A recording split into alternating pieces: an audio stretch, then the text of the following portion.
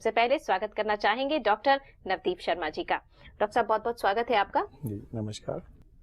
जी doctor साहब, सबसे पहले तो हम जानना चाहेंगे मेल इनफर्टिलिटी को लेकर, क्योंकि अक्सर हम चर्चा फीमेल को लेकर तो करते हैं लेकिन मेल को लेकर कोई चर्चा करना नहीं चाहता, तो बेहद जरूरी हो जाता है कि मेल इनफर्टिलिटी के बारे में आपसे जाने। जी बिल्कुल सही कहा आपने। हम सबसे पहले मेल इनफर्टिलिटी के साथ ही स्टार्ट करेंगे। देखिए, मेल्स में इनफर्टिलिटी का रीजन, अगर एक कपल कंसीव नहीं कर रहा तो उसमें अगर हम मेल पार्टनर की तरफ से आने वाली प्रॉब्लम्स की बात करें तो सबसे मेजर रीजंस हैं ओलिगोस्पर्मिया एंड एजोस्पर्मिया।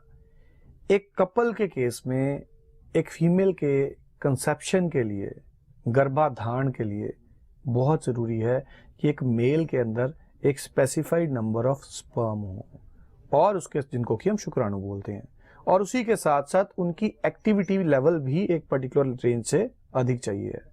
अक्सर जब वो शुक्राणु, वो स्पर्म काउंट उस पर्टिकुलर लेवल से नीचे चले जाता है या लेवल तो ठीक होता है लेकिन एक्टिविटी कम होती है, तो वो मेल एक फीमेल को कंसीव कराने में असमर्थ होता है।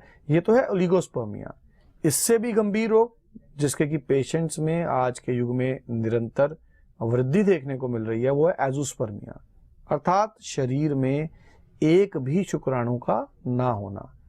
एजोस्पर्मिया एक ऐसा रोग है जो आज की इस टेंशन भरी जीवन शैली के कारण, जहां व्यक्ति के पास ना अच्छा भोजन करने का समय है, ना शरीर को समय देने के लिए समय है, एजोस्पर्मिया के पेशेंट्स में बहुत तेजी से वृद्धि हो रही है। और एजोस्पर्मिया एक ऐसा रोग है जिसे एलोपैथिक मेडिकल साइंस में इनक्योरेबल गिना जाता है। ये मान लिया जाता है कि अगर एक पेशेंट एजोस्पर्मिया का पेशेंट है तो वो कभी ठीक नहीं हो सकता, लेकिन अगर हम आयुर्वेद की बात करें तो एजोस्पर्मिया, बहुत से प्रकार के एजोस्पर्मिया जैसे हैं जिनका आयुर्वेद के माध्यम से बड़ा अच्छा उपचार किया जा सकता है। आचार्य चरक ने वाजीकरण और रसायन के अंतर्गत ऐसी बहुत सी औषधियों का वर्णन किया है जो अगर एक योग्य आयुर्वेदिक चिकित्सक के अंडर जो पेशेंट है वो ट्रीटमेंट करवाता है तो उसे निश्चित लाभ मिलता है। और यहाँ हम एजोस्पर्मिया की बात कर रहे हैं तो एजोस्पर्मिया फर्दर सब टाइप्स में डिवाइडेड है। ऑब्स्ट्रक्टिव एजोस्पर्मिया होता है, मैच्योरेशन अरेस्ट एजोस्पर्मिया रहता है, Sertoli cell only syndrome azoospermia रहता है, then azoospermia due to varicocele रहता है, और भी कई प्रकार के एजोस्पर्मियाज हो सकते हैं। और हर प्रकार के एजोस्पर्मिया का इलाज करने के लिए उस कारण को दूर करना बड़ा जरूरी है। इनमें से सर्टोली सेल ओनली सिंड्रोम एक एजोस्पर्मिया है जिसका ट्रीटमेंट सबसे टफ है। ऑब्स्ट्रक्टिव, मैच्योरेशन अरेस्ट और अन्य प्रकार के एजोस्पर्मियाज में तो पेशेंट को बहुत ही जल्दी लाभ देखने को मिलता है अगर वो एक अच्छा आयुर्वेदिक ट्रीटमेंट करवा रहा है तो। बिल्कुल दर्शकों, ऐसे बहुत से उपचार आयुर्वेदिक ट्रीटमेंट में मौजूद हैं जिनका उपचार एलोपैथ में संभव ही नहीं है। तो आप जुड़ सकते हैं संस्थान के साथ। टीवी स्क्रीन पर नंबर आपके फ्लैश हो रहे हैं। डॉक्टर साहब, इसी बीच हमारे साथ अक्षय जी जुड़ चुके हैं जम्मू से, उनकी समस्या को जान लेते हैं। जी अक्षय जी, बहुत स्वागत है आपका, बताएं अपनी problem. Yes, ma'am. Ma'am, I want to know regarding azoospermia treatment. Okay. Because I know that the azoospermia, it's not this disease cannot be treated. So I just want to ask Dr. Navdeep that if there is a treatment available for this. Akshay ji, as far as your question is concerned, definitely if we are talking about the allopathic treatments, azoospermia is not curable in allopathy. Again, if we talk about Ayurveda, the thing which we are to keep in mind in Ayurveda is, see, all kind of azoospermias cannot even be treated by Ayurveda. People run after quacks.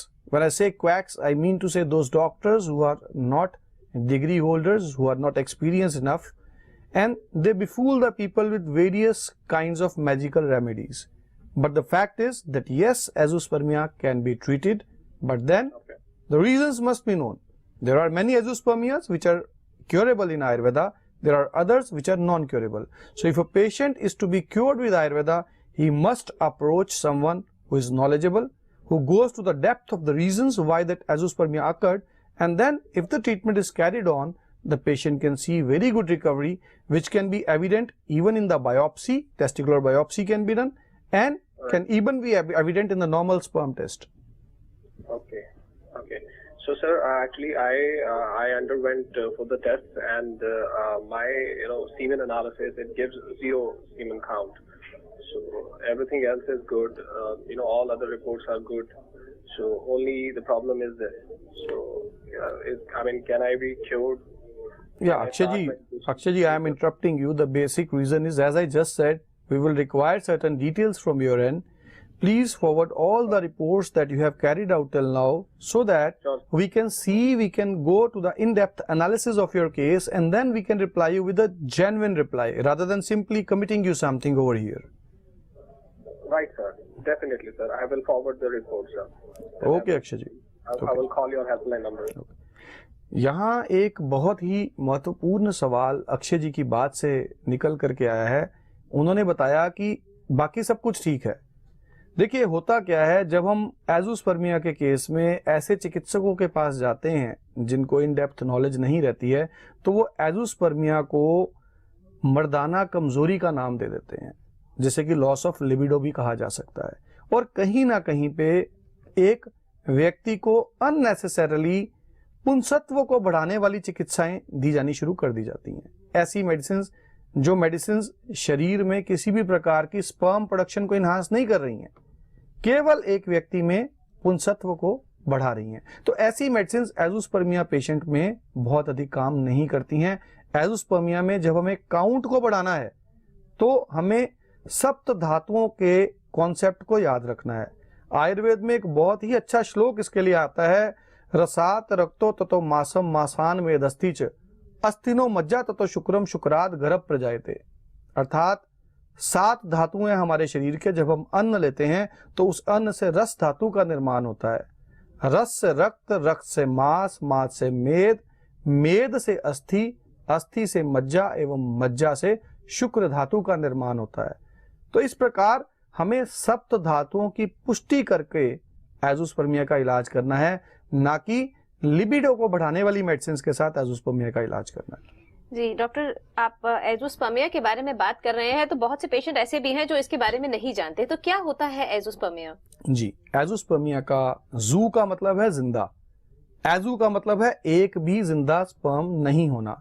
जब एक patient अपना sperm analysis करवाता है और उसके semen analysis में एक भी लिविंग स्पर्म नहीं आता है, तो उस रोग को एज़ोस्पर्मिया बोल दिया जाता है। दर्शकों, स्वस्थ और अच्छा उपचार बेहद जरूरी हो जाता है। उसके लिए आप संस्थान से भी जुड़ सकते हैं, साथ ही आप सोशल मीडिया के माध्यम से भी डॉक्टर साहब से जुड़ सकते हैं। फिलहाल वक्त हो गया है आप सभी से विदा लेने का, लेकिन जाने से पहले हम डॉक्टर साहब का धन्यवाद देना चाहेंगे। डॉक्टर साहब, कार्यक्रम में जुड़ने के लिए बहुत बहुत धन्यवाद।